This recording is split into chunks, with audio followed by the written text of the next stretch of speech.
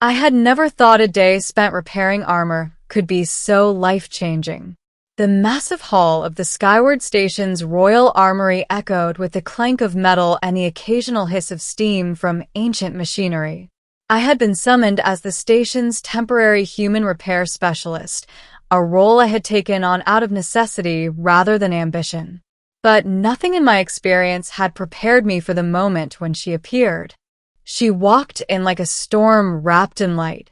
Princess Kaelara, heir to the Veyrion clan, glided across the floor in her battle armor, each step commanding attention. The Veyrions were renowned throughout the galaxies for their martial prowess and strict adherence to honor codes. I had seen images of her in holo broadcasts, but nothing compared to her presence in real life. Her armor was intricate, engraved with symbols that pulsed faintly, resonating with her unique energy signature. "Human," she said, her voice smooth yet commanding. "Come here." I blinked, startled that she had addressed me directly. "Why, yes, Princess. I require my armor to be battle-ready for the upcoming trials. The repairs you're capable of, are they sufficient?" I swallowed. "I'll do my best, Your Highness." She nodded once and then, without ceremony, removed her gauntlet, revealing delicate, yet strong hands. I knelt beside her, examining the intricate mechanisms beneath the surface. The work was precise, almost surgical, and required my full attention. As I adjusted the servos and polished the energy conduits, I felt the heat of her presence more than the armor itself. Minutes passed. Or maybe hours, it was impossible to tell with her so close. I focused on the repair, suppressing the flutter in my chest that arose every time her glowing eyes met mine. The hall had grown quiet, the usual hum of the armory replaced by the sound of my tools and the faint hum of her armor's energy field. Then she spoke softly, almost unexpectedly. "You're meticulous. Few would handle my armor with such care." I looked up, cheeks flushed. I respect your work, Princess. I wouldn't dare treat it otherwise." Her gaze softened slightly. "Most humans would be clumsy or disrespectful. You are different." I tried to brush off the compliment, but it hung in the air. The closer I got to finishing the repairs, the more aware I became of her. Not just her physical presence, but the aura of strength and vulnerability she carried in tandem. She was a warrior, yes, but also a person who bore the weight of expectations and the scrutiny of everyone around her. Finally, I completed the last adjustments. The armor hummed to life, energy conduits glowing a steady blue. "All done, Princess," I said, standing and wiping my hands on a rag.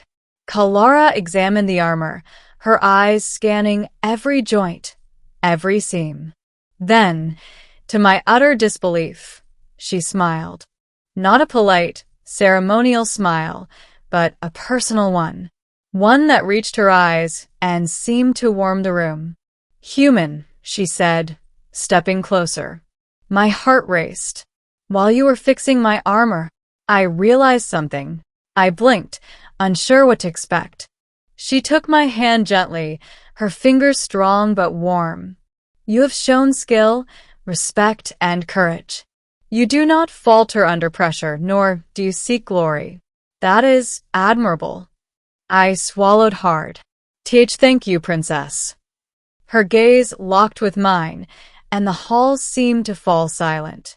The usual spectators of the armory, Veyrion nobles, soldiers, and attendants, paused, sensing something extraordinary. "You are more than a repairer," she continued, her voice soft but deliberate. "Human, I call you my mate." The words hit me like a comet striking a planet. My mouth went dry. My knees felt weak. I could hardly process the declaration. "Your mate?" I managed to stammer. "Yes," she said, her grip firm but comforting. "From this day, I declare you as my mate. Not by ceremony alone, but by choice." A murmur swept through the hall. Soldiers and nobles whispered, astonished. Then, one by one, the crowd erupted in cheers, clapping and shouting their approval. I looked around in disbelief. Everyone was celebrating, yet all my attention remained on her. Kaelara tilted her head, eyes sparkling with amusement. Do you accept this, human? I took a deep breath, trying to steady my racing heart. I do, I said finally, my voice stronger than I thought it would be. I accept. Her smile widened, a soft glow emanating from her armor as if reflecting her inner joy. Then let it be known across the station. We are mates. Not for obligation, but for trust, respect, and connection. The room cheered louder. Some bowed, some raised their fists, all in acknowledgement of this extraordinary declaration. And yet, amidst the celebration, a quiet moment passed between her and me, a moment of intimacy, understanding, and unspoken promises. The next days were surreal. Everywhere we went, whispers followed us. The human who became the mate of Princess Kaelara. I was wary of the attention at first, but she guided me, teaching me about her culture, her expectations, and the subtle rituals that came with being a Veyrion mate. Each lesson was a bridge between worlds, human and alien, ordinary and extraordinary. One evening, we trained in the arena together. I observed her movements, the precision and grace with which she handled weapons, and I realized that our bond gave me more confidence than any armor or skill ever could. She guided me, not as a superior, but as a partner. During a quiet moment, she turned to me. You have surprised me, human. Most are either too proud or too timid, but you have a balance I respect. I smiled. And you've surprised me, princess.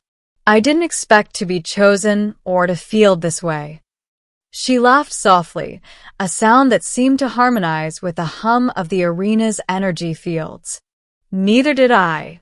But perhaps this is how fate works, through the simplest acts, like repairing armor and speaking honestly from the heart. Weeks passed, and our connection deepened.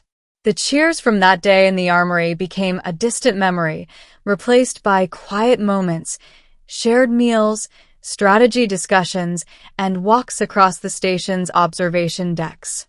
I had gone to fix armor, and yet I had gained a partner, a guide, and a friend, and perhaps, if time allowed, something even deeper. Finally, the day came when we faced our first joint challenge, a simulated battle against the station's elite forces. I moved with her, learning her rhythm, anticipating her strategies, and she responded to my actions with grace and precision. Together, we were more than human and Veyrion. We were a team, a unit, bonded by trust and now by choice. After the training exercise ended in triumph, she turned to me, radiant in both armor and presence. Human, you have exceeded my expectations, not only in skill, but in spirit. I felt a swell of pride, tempered by humility.